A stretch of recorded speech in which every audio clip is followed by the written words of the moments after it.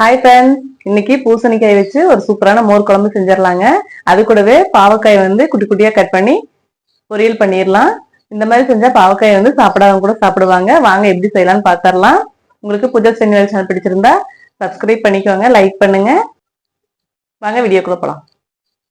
இந்த மோர் குழம்புக்கு நான் ஒரு அரை மூடி தேங்காய் எடுத்துருக்கேங்க. இது கூட ஒரு ஸ்பூன் சீரகம், ஒரு 4 சின்ன வெங்காயம், அப்புறம் கொஞ்சம் மல்லித்தலை, ஒரு துண்டு இஞ்சி, ஒரு 4 பச்சை மிளகாய் வந்து இடிகல்ல போட்டு லைட்டாக தட்டி எடுத்து வச்சுருக்கேன். இதை வந்து நம்ம மொத்தமாக மிக்சியில் அரைச்சி எடுத்துக்கலாம். இது கூட ஒரு ஸ்பூன் பச்சரிசியும் ஒரு ஸ்பூன் கடலைப்பருப்பும் எடுத்து ஒரு 5 நிமிஷம் ஊற வச்சுருக்கேங்க. இது எல்லாமே நம்ம மொத்தமாக மிக்சியில் அரைச்சிட்டு வந்துடலாம். இப்போ ஊற வச்ச கடலைப்பருப்பும் பச்சரிசியும் நம்ம மிக்சியில் ஆட் பண்ணிக்கலாம். ஒரு 5 நிமிஷம் ஊறினா போதுங்க, நம்ம டக்குன்னு அரைச்சிடலாம். இது கூட நம்ம எடுத்து வச்சிருக்க தேங்காய், இஞ்சி, பூண்டு, பச்சை மிளகாய், சீரகம், சின்ன வெங்காயம் எல்லாமே ஜாரில் சேர்த்து அரைச்சிட்டு வந்துடுறேங்க.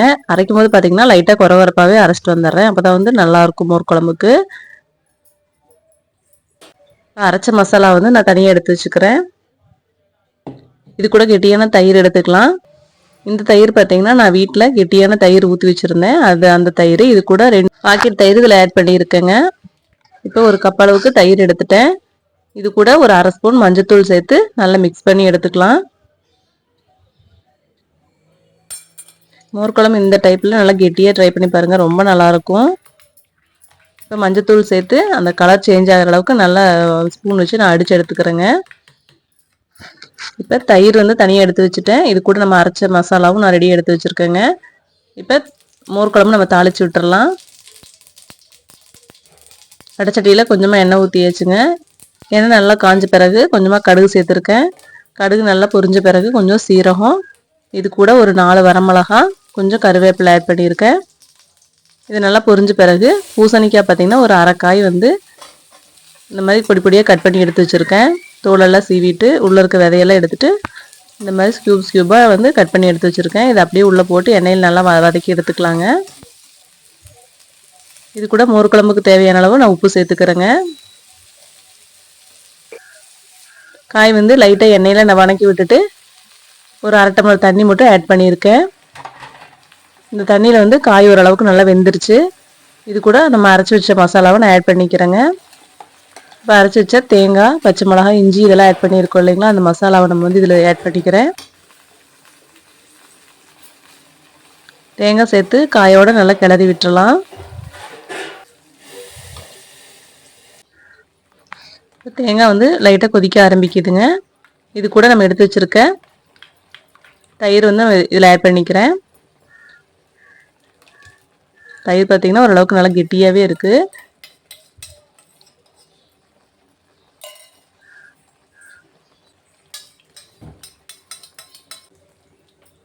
தேங்காயும் சேர்த்தங்காட்டி ஓரளவுக்கு கெட்டியாகவே இருக்குங்க மோர் குழம்பு. அதனால நான் ஒரு 1.5 டம்ளர் தண்ணி வந்து இதில் ஆட் பண்ணிட்டேன்.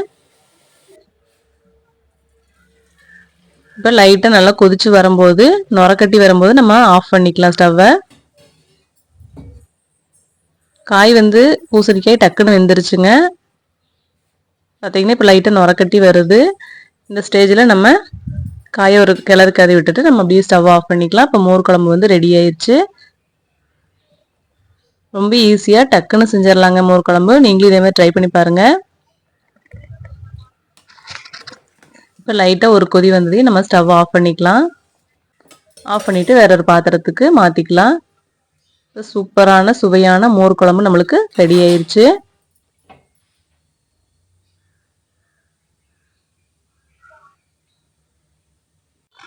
பாவக்காய் பொரியலுக்கு ஒரு 2 பெரிய பாவக்காய் எடுத்துக்கிறேங்க. இதோட 2 பக்கம் இருக்கிற காம்பையும் கட் பண்ணிவிட்டு நீல வாக்கில் நம்ம கட் பண்ணி எடுத்துக்கலாம்.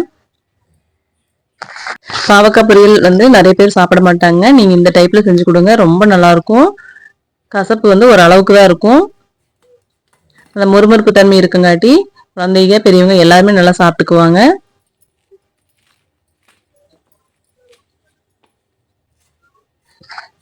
இப்போ இதே மாதிரி நல்லா பொடி பொடியாக கட் பண்ணி எடுத்துக்கிறேன். ஸோ பாவக்காயை பொரியல் பண்ணிடலாங்க. வடைச்சட்டியில் கொஞ்சம் நிறையவே எண்ணெய் ஊற்றிக்கிறேன். பாவக்காய் வந்து ஓரளவுக்கு எண்ணெயிலையும் நல்லா வணங்கணுங்க. அதனால் நான் எண்ணெய் வந்து நிறையா ஊற்றிருக்கேன். எண்ணெய் காஞ்ச பிறகு கொஞ்சமாக கடுகு சேர்த்துக்கிறேங்க. கூடவே கொஞ்சம் கருவேப்பிலை, இது கூட ஒரு பல்லாரி வெங்காயம் குட்டி குட்டியாக கட் பண்ணி வச்சுருக்கேன், அதுவும் சேர்த்துக்கலாம். வெங்காயம் நல்லா வதக்கி விட்டுட்டு நம்ம எடுத்து வச்சுருக்க பாவக்காயை ஆட் பண்ணிக்கலாம். இந்த அளவுக்கு நல்லா பொடி பொடியாக கட் பண்ணி எடுத்து வச்சுட்டேங்க. இப்போ எண்ணெயிலேயே நல்லா வதக்கி விட்டுறலாம். பாவக்காய் பொரியல் வந்து தண்ணி சேர்க்காமல் செஞ்சிங்கன்னா ரொம்ப நல்லாயிருக்கும். இல்லைன்னா அந்த தண்ணியெல்லாம் இஞ்சிருக்கு ரொம்ப நேரம் ஆயிரும். அதனால் நம்ம காயை கட் பண்ணிவிட்டு அப்படியே வடைச்சட்டியில் போட்டு எண்ணெயிலேயே வதக்கி எடுத்துடலாம். இப்போ காய்க்கு தேவையான உப்பு சேர்த்துட்டேங்க. உப்பு சேர்த்துட்டு நல்லா எண்ணெயில் வதக்கி விட்டுறலாம். இப்போ ஒரு 1/4 மணி நேரம் பக்கம் ஆயிடுச்சுங்க. எண்ணெயிலேயே நல்லா வதக்கி விட்டுட்டேன். காயை பார்த்திங்கன்னா இந்த அளவுக்கு நல்லா வதக்கிடுச்சு. எண்ணெயிலேயே நல்லா வதக்குனதுனால பார்த்திங்கன்னா இந்த அளவுக்கு கலர் சேஞ்ச் ஆகி நல்லா முறுமுறுப்பாகிடுச்சு பாவக்காய். இது கூட தேங்காய் வந்து கொஞ்சம் ஊற்றிட்டிங்கன்னா இன்னும் நல்லாயிருக்கும். அந்த கசப்புத்தன்மை வந்து கொஞ்சம் கம்மியாயிரும். காய் வந்து நல்ல மொறுமொறுன்னு சூப்பராக வந்துருச்சுங்க. இது கூட நான் ஒரு 1/2 ஸ்பூன் மிளகாத்தூள் மட்டும் சேர்த்துருக்கேன். காய் நல்லா மொறுமொறுன்னு ஆன பிறகு லைட்டாக மிளகாத்தூள் சேர்த்து நல்லா வதக்கி விட்டுட்டேங்க. அதுக்கப்புறம் ஒரு 1/2 மூடி தேங்காய் மட்டும் சொரவி எடுத்து வச்சுருக்கேன், அதுவும் இதில் ஆட் பண்ணிக்கிறேன். இந்த பொரியல் செய்யும்போது தேங்காயும் சேர்த்து நல்லா எண்ணெயில் வதக்கி விட்டுறலாங்க. அப்போ தான் அந்த காயோடு சேர்ந்து தேங்காயும் மொறுமொறுப்பாயிரும். சாப்பிடும்போது இன்னும் ரொம்ப நல்லாயிருக்கும்.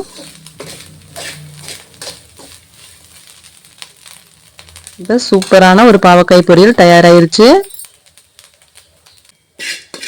இது அப்படியே நான் வேற ஒரு பாத்திரத்துக்கு மாற்றிக்கிறேங்க. அப்படியே இந்த காயை நம்ம சாப்பாட்டில் போட்டு பிசைஞ்சு சாப்பிட்டா சூப்பராக இருக்கும். நீங்களும் ட்ரை பண்ணி பாருங்கள்.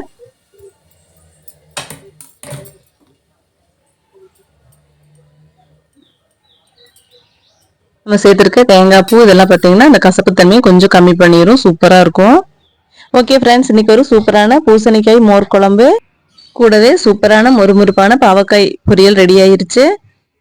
ஓகே ஃப்ரெண்ட்ஸ், உங்களுக்கு பூஜா ஸ்ரீனிவேல் சேனல் பிடிச்சிருந்தா சப்ஸ்கிரைப் பண்ணிக்கோங்க. இந்த ரெசிபிஸ் எப்படி இருந்ததுன்னு கமெண்ட் பண்ணுங்க. நாளைக்கு இதே மாதிரி இன்னொரு வீடியோல பார்க்கலாம். பாய்.